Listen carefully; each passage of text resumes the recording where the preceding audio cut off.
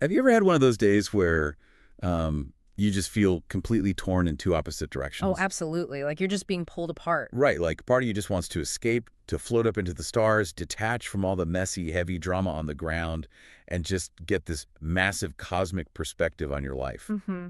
Just checking out entirely. Yeah, exactly. But then almost at the exact same time, another part of you desperately wants to get, cozy up, Hmm. to be the absolute center of a warm, bustling home and just pull everyone you love close to a fire. It is a really profound, well, a very human contradiction. I mean, we are constantly navigating that desire to be completely untethered, observing from a safe altitude alongside the desire to be completely rooted in the thick of things. So today, we are going into a deep dive on why you actually feel that specific tension. It's going to be a good one. It really is. Our mission today is to unpack a beautifully written, highly philosophical text we got our hands on. It's called The Feminine Origin Source, A Return to the Inner Home. Yeah, and it's a fascinating read. It is. We are going to explore the architecture of the soul, the origins of love, and, well, what actually happens when our inner self gets fractured. Because the foundational premise of this text is that there's a dual pull in every single body that knows love. Right. There's a pull toward a warmth that comes from above, like starlight, that holds you in this vast, quiet way, and a warmth that comes from below, like the earth catching you when you fall. The source material argues that before memory, before time, these two forms of love, the starlight and the earth, actually existed as one single unified soul. One complete entity. Yeah. But at the beginning of the world, this soul split into twins, Hmm. the sky and the earth. And the text says they were sent into a, quote, long dream of forgetting, so that they could eventually experience the journey of finding each other again. Which sounds incredibly poetic. It does. Now, you might be hearing words like mythology, starlight, and soul splitting, Yeah. and assuming we are about to read from some, I don't know, ancient Greek tablet. Right, some dusty old scrawl. But the framework this source uses to explain this profound psychological architecture is actually a universe you probably grew up with. Which is the craziest part. Nintendo. Yeah. Yeah. It seems completely incongruous when you first read it. The idea of taking the deepest questions of human psychology and mapping them onto a video game? It sounds absurd. Yeah. But as you get into the text, the mechanics of it make perfect sense. I mean, to understand why this original soul had to split, we need to examine the two distinct principles that the text claims hold the universe together. The mothers. Yes, it refers to them as the Sky Mother and the Ground Mother. So let us examine the Sky Mother first. The author paints this really vivid picture of a principle that is vast, calm, and incredibly ancient. She's dressed in blue and silver, representing the colors of deep space and completely still water. Oh, wow. And there is a beautiful line about how she carries stars the way a mother carries a sleeping child, just completely effortlessly. Because it's her innate nature to do so. Yeah. Like, it doesn't require strain for her. Precisely. She possesses this quiet sovereignty because she has been floating through the ages, holding this impossible, expansive love that stretches out into the cosmos. She has no final destination. She's just out there. Right, her love is observational, but the psychological cost of this is immense. I mean, she has been alone for so long that aloneness isn't just something she feels, it has become part of her actual nature. Wow. Okay, so if infinite distance is one way to hold love, then the exact opposite must be the Ground Mother. Exactly. If the sky is blue and silver, the Ground Mother is warm, round, and vital. The text dresses her in pink and gold, like peach blossoms after a spring rain. Such a great image. It really is. She isn't observing from a distance. She is endlessly in the middle of things. She's the center that everything else orbits, the hearth that everyone returns to for warmth. She carries a very ordinary, daily kind of love, patiently in the dark, waiting for the right conditions to bloom. It establishes a perfect duality. You know, the expansive sky that gives us perspective and the nurturing earth that gives us sustenance. To put this in practical terms, it feels like the difference between lying on your back in the middle of the desert at midnight, looking up at the Milky Way to feel wonderfully small and connected to the universe. Oh, yeah. Versus sitting around a roaring campfire where everyone is physically drawn to the heat and the light right in front of them. That's a great analogy. Thanks. But looking at that analogy, I have to question a claim the text makes. It argues that both of these mothers suffer from a deep, agonizing aloneness. They do. The Sky Mother makes logical sense. I mean, she's out in the freezing cosmos by herself. But how can the Ground Mother be lonely if she is literally the campfire? She's the center of the community. She's never physically alone. That is where the text gets incredibly psychologically astute.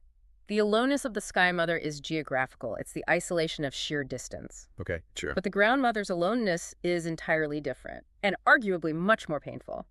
It is the ache of being seen, but not being seen through. Meaning, like, people see the utility of her, but not the humanity. Exactly. When you are the hearth, people come to you because they are freezing. They need your warmth. They need the resources you provide. They just want the heat. Right. The Ground Mother's isolation is the isolation of being endlessly needed, but not truly known. People hold their hands out to the fire to get warm, but they aren't looking at the fire itself. They are just using its energy. So they take the warmth and they leave, and she is still just sitting there burning. That completely recontextualizes what it means to be the center of attention. It can be the loneliest place in the world. So we have these two halves of one fractured world, and this ancient mythological dynamic isn't just locked away in some esoteric poetry. The source argues this exact architecture is hiding in plain sight in the Super Mario universe. Yes, the author makes a compelling argument that Nintendo did not invent these archetypes. They simply preserved a myth that is older than written language. Just baked it right in. Exactly, trapping it in what the text beautifully calls the amber of a video game universe. They encoded it into a platformer so that kids could feel the emotional truth of it through gameplay long before they possessed the vocabulary to articulate it. Which brings us to the actual characters. In this framework, the Sky Mother is Rosalina from Super Mario Galaxy. Right. She literally resides at the Comet Observatory. She needs the long view. She has this cosmic patience staying out there in deep space, sending her children out in little pods of light, and she just waits. Because the type of love she offers requires incredible altitude. And then we look at the Ground Mother, who is Princess Peach. She is the myth of the center. Yeah. The hearth of the Mushroom Kingdom. The campfire. Right. And here, the text offers a brilliant reframing of a character that pop culture has misunderstood for decades. I mean, the prevailing critique has always been that Peach is a passive damsel in distress. She sits in a castle waiting for a man to rescue her. That is the ultimate critique of her character, yes. That she has literally no agency. But the text argues she isn't passive at all. She is gravitational. Oh, wait. I really need to pause on that. Go ahead. Describing her as gravitational instead of passive completely shifts the paradigm. Gravity isn't an action you perform. It is a fundamental property of your mass. Exactly. Her very existence bends the narrative around her. She is the gravitational center that literally causes the hero's journey to exist in the first place. Without her sitting at the center, the universe has no structure. And that structural necessity is exhausting.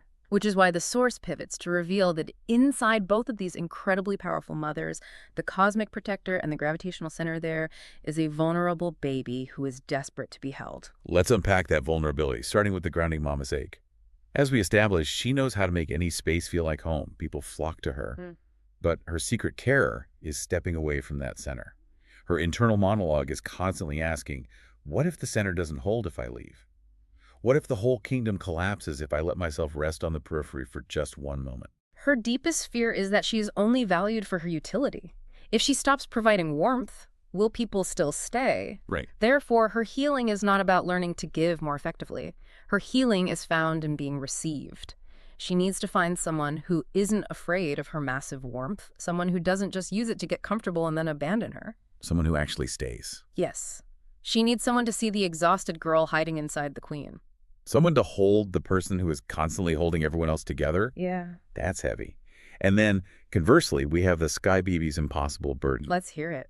She has built this massive life at altitude. She knows the grammar of the stars. But internally, she feels, quote, too much, too large, too strange. She looks at herself and wonders, who could possibly hold something as immense as a universe?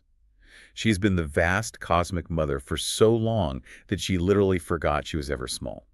For her, healing is in being found. It is the experience of someone climbing all the way up to her terrifying altitude, looking at that immense freezing distance and not flinching. Someone who can look at her and say, you don't have to hold the entire universe together right now. You can just be here in this small, ordinary, warm moment. If we translate this out of the mythology and into your daily life, it is incredibly applicable. Think about your own social circles or your family dynamic. We all know someone who is the quintessential mom friend. The ground mother. Yep. They host all the dinners, they remember the allergies, they fix the emotional crises. And We also all know the fiercely independent, somewhat distant overachiever. The Sky Mother. Right, the one who is accomplishing massive visionary things out in the world, but is emotionally very hard to pin down. Or perhaps you are recognizing yourself in one of those roles right now. The danger, psychologically speaking, is getting trapped in those roles, which is why the text introduces the concept of the twin flame architecture. Okay, what's that? It argues that neither of these principles is complete without the other, and no healthy person can exist as only one thing. The dynamic has to breathe. It must turn. Because if the dynamic doesn't turn, it becomes suffocating. Sometimes the sky actually falls and needs to be gathered in by the earth. Exactly. The vastness of the sky becomes an unbearable void if no one ever calls you down from it. You dissociate. And conversely, the ground mother sometimes needs to soar. The center of the hearth becomes a prison of isolation if no one ever recognizes the individual identity underneath all that endless giving. The text explicitly states, sometimes the sky is the mommy and the earth is the baby. Sometimes the earth is the mommy and the sky is the baby. Sometimes one catches and one falls. That fluidity isn't confusion. It is the actual mechanics of a complete love. Now, I am trying to piece together the rest of the Nintendo framework here. Okay, yeah. If Peach is gravity and Rosalina is a cosmos, well, where do the actual protagonists fit in? If Peach is not a helpless damsel in distress, then Mario is not actually a savior. So what is he actually doing running through all those castles? That is the logical next question. The author clarifies that the masculine figures in this myth are not incidental, but they serve a very specific function. Let's look at Mario. Okay. Why does he repeatedly hurl himself at danger for decades? The text argues he represents a devotion that simply cannot stop itself. He isn't rescuing Peach because she is helpless. He is in motion because it is his fundamental nature to orient back to the center. So if she is the gravity, he is the kinetic energy caught in her pull. He is action in service of love. Precisely. He is the physical manifestation of orienting toward the hearth. And then we have Luigi, who serves a very different function. Poor Luigi. Well, Luigi represents a loyalty that costs something. Think about the games focused on him, like Luigi's Mansion. He walks in the dark, terrified, without a map. He does this in service of Rosalina's vast cosmic domain. Oh, I see. Because infinite space is unmapped and terrifying. Luigi represents the sacrifice required to navigate the infinite. And crucially, he doesn't need the story to be about him. He holds the lantern in the dark so the architecture can be seen. That is a staggering departure from how we normally process hero stories. Usually, the traditional hero's journey is about domination. It is. It's about conquering the unknown, defeating the beast, and planting your flag on top of the mountain to claim it as yours. But here, the masculine energy isn't trying to conquer the feminine energy. It is not separate from it, and it is certainly not dominating it. The author describes the masculine principle here as the doingness that serves the beingness. It is the motion that serves the stillness, the going out that serves the coming home. The masculine is just the kinetic energy that allows the gravitational center to have meaning. If nothing is moving toward the center's gravity is theoretical. The motion proves the gravity. Exactly. Which brings us to the ultimate realization of this entire text. If the masculine energy is just the kinetic force serving the feminine center, well, then none of the epic boss battles actually matter. Nope. The whole rescuing trope, the castles, the villains, it's all a smokescreen. It is entirely a smokescreen. According to the text, the villain, the lava pit's 1,000 iterations of separation and return across different console generations. All of that is just the long way home. Wow. It is the story the soul tells itself to stay occupied while it is slowly finding its way back to integration. Because we have to remember the premise we established at the very beginning of this deep dive. The sky and the earth were originally one single soul that split. And when they finally reunite, it isn't some massive explosion. There is no final boss battle in the architecture of the soul. The reunion is shockingly quiet. It is an admission of mutual vulnerability. It looks like one of them finally dropping their defenses and saying, I have been out here in the infinite distance for so long, I forgot what it felt like to be known. And the other one responding, I have been holding the center for so long, I forgot what it felt like to be held. Yeah. It is the realization that they are one soul with two names. And this is where the text makes its final brilliant pivot. This entire framework, the sky, the earth, the kinetic energy, the gravity, it isn't actually about two different people in a romantic relationship. It's not about two people at all. This is the internal architecture of your own self. That is the ultimate revelation. Inside you, right now, there is a part that lives in the sky. It is the witness, the part of your consciousness that floats above the daily noise, that sees the vast patterns of your life, that holds the long philosophical view. Yeah. And simultaneously, there is a part of you that lives in the ground, the embodied, responsive, warm part that feels the physical texture of the present moment, the part that hungers, that cries, that laughs. And true inner peace is what happens when your inner sky and your inner earth stop fighting over which one of them is in charge. An integrated self is when these two parts learn how to be the mother to each other. It is when you allow your intellectual distant sky to come down and comfort your physical earth, and when you allow your warm physical earth to rise up and anchor your terrifyingly vast sky.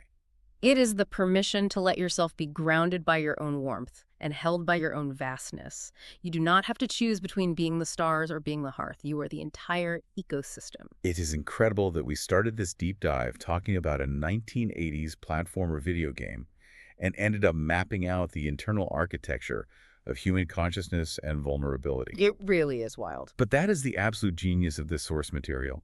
The feminine origin it talks about isn't really about gender, and it certainly isn't just about Nintendo trivia. It is about acknowledging the two kinds of love inside you, the one that looks up at the infinite and the one that looks down at the present, and finally allowing them to meet. It provides profound validation for those seasons in life when you feel hopelessly unmoored, just floating in the sky, completely disconnected.